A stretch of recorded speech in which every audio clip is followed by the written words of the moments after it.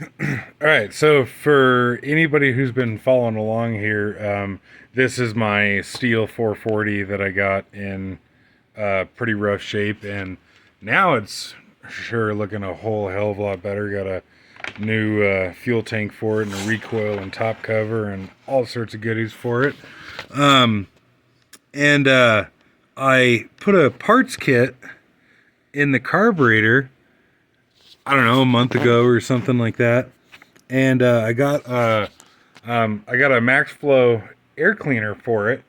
Um, and I've been using the saw, and it's been running fantastic, and really happy with it. You know, giving the thing a second lease on life here, because I guess from this angle here, it actually looks like a brand new saw, aside from the finish is worn off on the handle. But kind of looking at the cases here, you can see this thing has been around the block a time or two. Not to say that it's fucked or whatever, but anyways. Yeah, I've been using it and loving it, and it's fantastic and everything. The problem that I've been having, though, is that this thing has been leaking oil like a son of a bitch. And so there's been red oil leaking down here like crazy. You can kind of see, a little bit left on here. And I had kind of assumed that it was because I over oiled the Max Flow air cleaner. And so here is two of the air cleaners that I was running on it. And you can see on the bottom here that the oils, that I did in fact put too much oil on these filters, because, all that excess sitting at the bottom there isn't really doing you any good. And so then I had this one on here for a little while. And, you can see this one's looking pretty good. Obviously well oiled, and yet it's not anything crazy. And you can see on the inside of the cage here that there's some extra oil running around, but of course the carburetor will spit back a little bit, so a small amount of oil in the cage is nothing too crazy, or nothing to be alarmed by. Um, and yeah, when it first started leaking, I was thinking that it was because I over oiled the max flow, but then there was so much oil coming out of here that I was thinking like, nah, like that can't be just excess oil out of the max flow. And so I went and cut some firewood today, and I got this saw and one of my others ready last night. And last night I prepared yet another max flow filter for this thing, and you can see that I actually haven't really run the saw. Like, I fired it up for like 10 seconds last night. And I was purposely wanting to put a very small amount of oil on the filter, and then come to find out that's actually probably like the perfect amount. And this here is the 80 pour filter, as opposed to the 60s, which the other two were. But you can see that there's no buildup of oil anywhere on the filter. It has a very nice, even distribution of oil through it. And so last night I loaded up the saws in the back of the pickup, and headed out to cut wood today. And lo and behold, I cut only a tiny fraction of the amount of wood that I thought that I was going to today. And I actually never took the saw out of the back of the pickup. And yet, as the temperature warmed up in the day, it was just puke and fucking oil down the fuel tank here. It looked like the saw was on its period or something. Because I use Echo Red Armor oil, so the fuel is red, and the air filter oil that I use is red too. And so I was thinking to myself, okay, that just can't. It obviously can't be the air filter just pissing oil everywhere, because I didn't hardly put any oil on that other filter, compared to these others here. And I didn't run the saw today, so what the fuck. And I'm looking here that these lower gaskets on the carburetor, and I guess you can see in the rest of here that I've, you know, cleaned it all out with solvent and it was all nice and dry and what have you. And yet this base gasket on the carburetor here is soaking fucking wet. And you know, I put a factory parts kit in this carburetor here. So that's kind of frustrating, but I guess the thing that I was going to point out, if I can get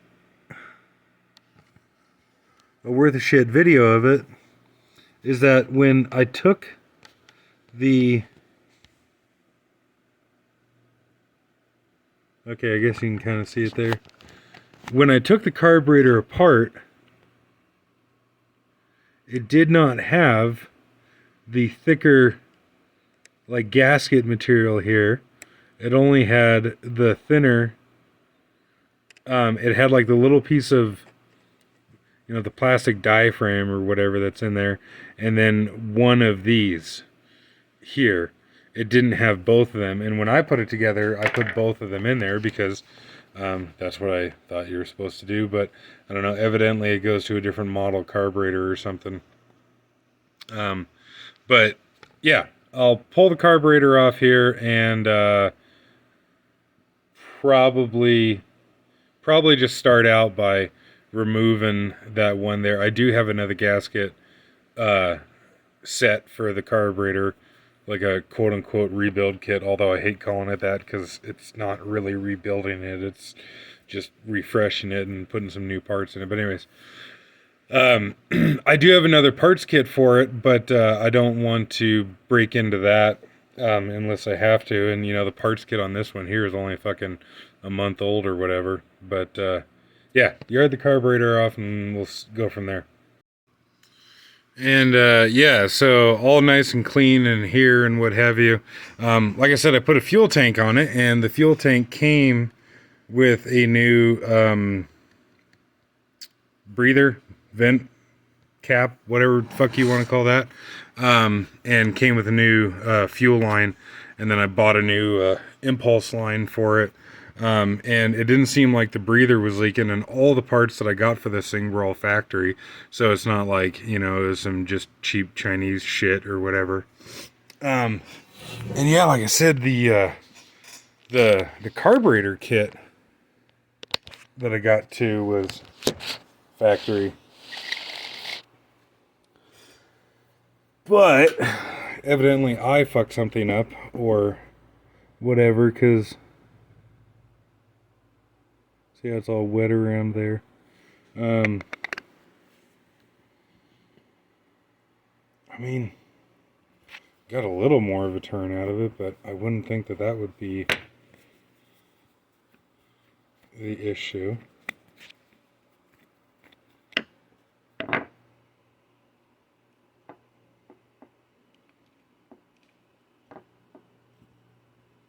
But yeah, so there's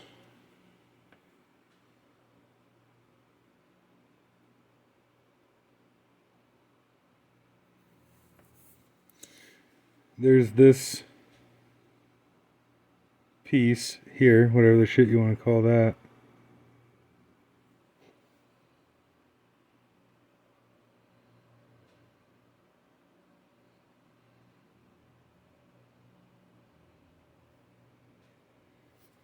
And I guess I should check, but the way that I remember taking it apart was that deal, and then, let's see, how do I got this going here? Okay, yeah. I had the, like, cork gasket on next, and then this, like, rubber gasket here. Not, this isn't like cork, it's like paper. Which actually, now that I think about it, paper is porous, especially to gasoline because it's so thin. So fuck it, I'm just gonna take that out of there because, like I said, I don't remember the saw having it to begin with.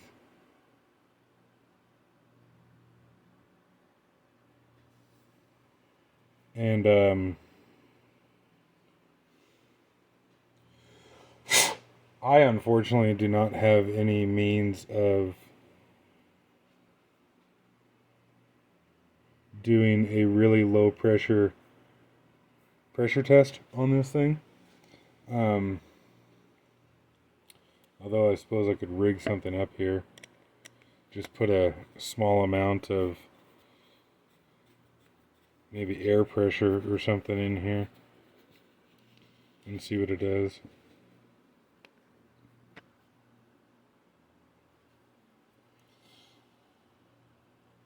Oh, and then whether it's a good idea or a bad idea, I don't know, but I'm gonna crank down on that reasonably tight. But so there she is with this paper dude taken out of the center of it.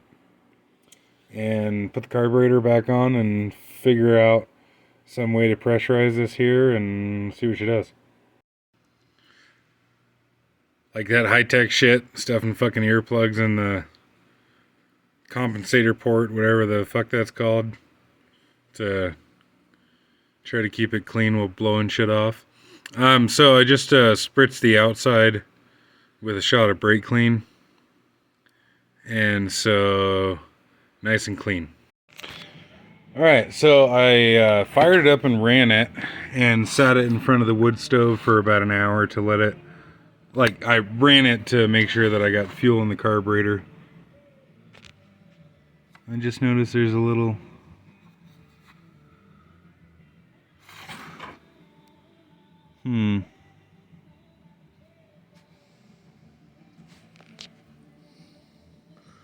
Is that leaking on the top gasket now? I don't know, but sat in front of the stove for about an hour, let it warm up. Saw's now about 30 degrees warmer than ambient, and it's at least no longer leaking around this gasket anymore. I really hope it's not leaking on this top gasket. You can see there's a little bit of oil there.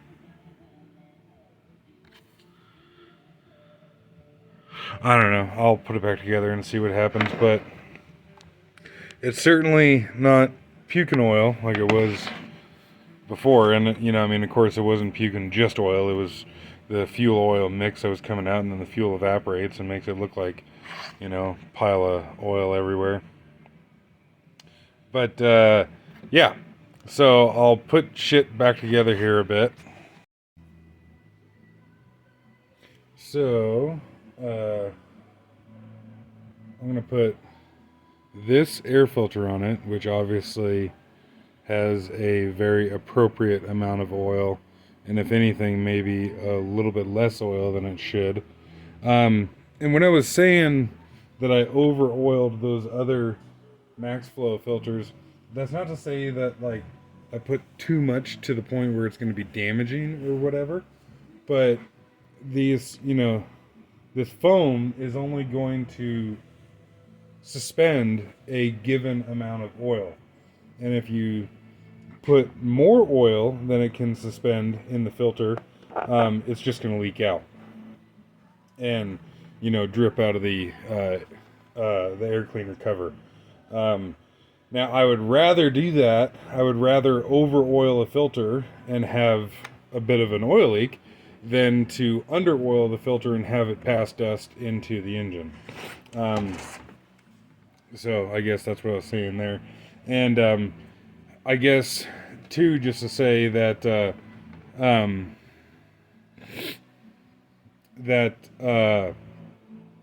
I was talking about the carburetor, how I don't like to call it rebuilt just to, put a new needle and a couple gaskets in it and shit. I guess a good, analogy to that, I suppose, is one of my backhoe cylinders is leaking internally, so the cylinder will bleed off very quickly. You can actually, if you hold the control against the pressure relief, you can actually hear the cylinder bypassing oil internally in the piston. The machine's in, really all in all pretty good shape, and I haven't opened up the cylinder, but I would imagine the cylinder is probably in pretty good shape too, just that the seals have worn out. And so I want to put a seal kit in it, and I'm going to call it that I resealed the cylinder, because that's what I did, was I took it apart and I put seals in it and put it together. Some people would call that rebuilt, and that just kind of irritates me because, like, well, no, you didn't, you didn't like put a new piston in it and, like hone the fucking cylinder and, check it for alignment and, make sure that it's round all the way down and, um, go through and do your due diligence. You just slammed a seal kit in and put it back together. And if that's all that it needs, for it to be back into functional condition again, great, fantastic. Obviously seals and shit wear out, and if there's nothing else wrong with it, then there's no reason to really do anything else to it. But to call it rebuild, I just feel is unjust. It's kind of like somebody, say, takes apart a saw and puts rings in it and puts the saw back together, but they don't do fuck all else to it, and they call it a rebuilt saw. It's like, well, no, you didn't rebuild it. You just put fucking rings in it. But I don't know. I don't really need to rant on about that for the next 2 hours.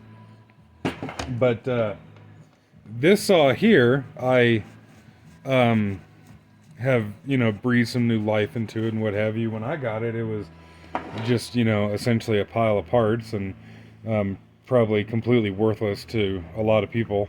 I wanted to fix it and, give it, a second chance at life and what have you. And I bought a bunch of parts for it. And like I said, all the parts were all factory, aside from the Max Flow cleaner and this aluminum plate on the bottom here, because the tank handle was broken. So when I got the new fuel tank for it, I wanted to put this on here to protect the new fuel tank, and I just think these are a good idea. I have these on all my saws. But I actually didn't do anything to the actual engine case of this thing. Thankfully that was in pretty good shape. I haven't done shit to the oiler or the clutch other than put a new rim on it because the rim was pretty worn. The starter was pretty wasted on it, and put new caps on it and what have you, and I got a factory cover for the front of it, and the plastics were kind of beat up and faded and what have you, and if I remember, the original air cleaner housing was cracked on it. And then I got a hand-me-down clutch cover and dogs off of my 660, and I just went and tallied up the parts that I put into this recently. Oh, including the new 25-inch light bar that I have on it, and with all that stuff and all these little widgets and doodads that I put on here, like it was missing this black condom there. I've got about 1,000 into it at the moment, and some people would, well, maybe a lot of people would, think that that's kind of crazy or whatever, but I can't buy easily, anyways. If you get lucky on eBay or something or what have you, but I can't just go down to the Stihl dealership and buy a brand new 440 anymore. And personally, I'm not the biggest fan of the new saws, and I don't know what the new equivalent to this is. Is it the 400? I don't know, because I've seen that they have the 462, but I haven't seen like a 442. So I don't know. But what's a new version of this cost nowadays? $1,200 or something. And okay, yeah, I got pretty close with this. But like I said, I personally don't want the new saws. Not saying they're bad. It's just personal preference. I like these older generation saws here better. But yeah, the way that I look at it, I got the saw for free, and I put $1,000 into some parts here and a pretty bitchin' light bar, and now I've got damn near a new saw. It's obviously not like, a brand new minty fresh new saw, but runs great and aside from this fucking fuel leak that I've been having from the carburetor, it hasn't really given me any trouble so far. Um, the one portion of the muffler there is rusted, and I find that rather irritating, considering how good the rest of the saw looks. So I'm gonna try painting the muffler and see how that goes. And all the parts that I took off of this, I'm gonna reuse some of the parts personally and put them on some of my other saws. I took the clutch cover off and put it on one of my other ones, and shit like the recoil and the fuel tank and the air filter cover and that kind of thing, I'm gonna give to a buddy of mine for free 99, and he's gonna put them on some other saws and help fix some other saws and keep some other saws going. So I don't know, as far as I'm concerned, this is kind of like a win-win-win all the way around. Because I can't stand to waste shit, and I would rather, I would rather just give my buddy the parts that I took off of this thing for no money at all, and know that he's going to fix some of his and keep some of his going, just because it really irritates me how much of a throwaway society we have nowadays. Like, nobody fixes fuck all anymore. I mean, I shouldn't say nobody, but it's obviously very rare for people to keep things and fix them. I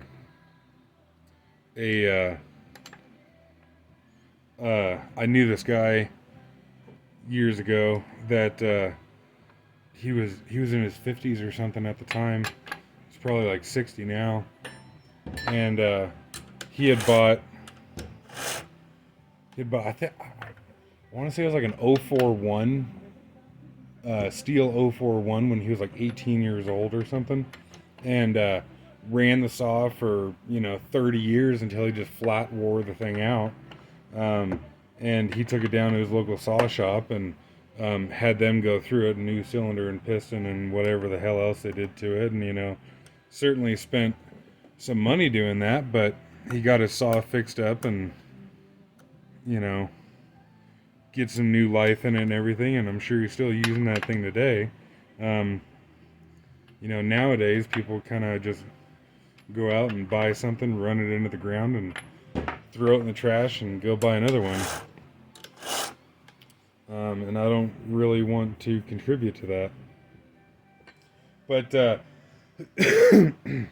this one here, I put all factory parts on, like I said. And so, if you put Chinese parts on this thing, I'm sure the cost to do what I did here would be much less. But the factory parts are better quality. And I am happy to pay the price difference for the quality difference. That being said, I do have currently one Farmer Tech saw, and I actually just ordered a Farmer Tech 460 the other day, and pretty excited for that to come in. And I do like those kit saws, but outside of the kit saws, I don't really buy Chinese knockoff parts. It's just not really worth it, in my opinion, especially for something like this. Like, this was an all original saw. I feel like you kind of destroy it when you put Chinese parts on it. Whereas, if you get a Farmer Tech kit saw, well, it's already a Chinese saw to begin with. And you cannot buy that I'm aware of anyways, a parts kit for Stihl. Like, you can't go to Stihl and buy a parts kit to put yourself together, an 090 or something like that. Like, it'd be really sweet if you could. But even if Stihl did offer something like that, I mean, can you imagine what it would be for the 090? I mean, holy shit, would that be a $4,000 parts kit, And of course, can you go out and individually buy all the bits and pieces and bobs and whatever that you need to put a saw together? Yeah, sure. But it would be a hell of a lot of money, and it would be a lot of work to track down all the different part numbers too. Where that Farmer Tech deal is pretty cool. You just go on their website, and I think I paid like $220 for the 460 kit. Um, and it's just fun putting them together. But, anyways, I guess before I get off on too much of a tangent here, yeah, this is 440 all fixed up and happy and what have you. I guess I'll start it here just for shits and giggles.